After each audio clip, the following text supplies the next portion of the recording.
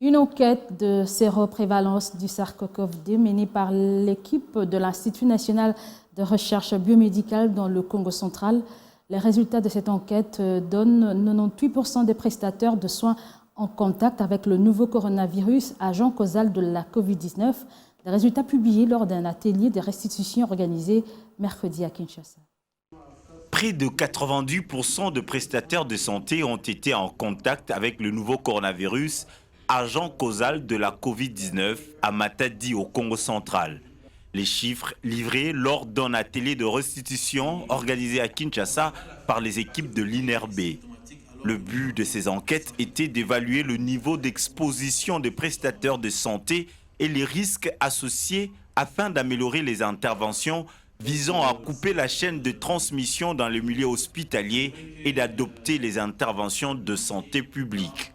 Selon le docteur Justus Nsio, les résultats ont démontré que 40% des prestataires de santé identifiés ont été vaccinés contre la COVID-19, 98% disposent des anticorps contre le virus et 4%, après 3 mois, ont gardé les anticorps contre la maladie. Il était question pour nous maintenant de déterminer d'abord la proportion des personnes qui sont infectées parmi les prestataires de santé. Il était question qu'on puisse comparer aussi entre les formations sanitaires.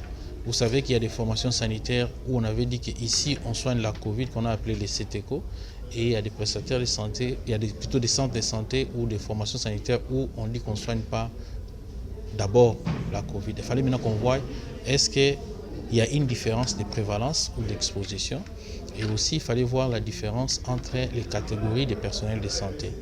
Est-ce que les médecins, les infirmiers, les brancardiers, tous ceux qui travaillent à la buanderie, est-ce qu'ils sont exposés de la même façon? Et il était aussi question de pouvoir voir qu'est-ce qui protège les prestataires de santé par rapport à la Covid.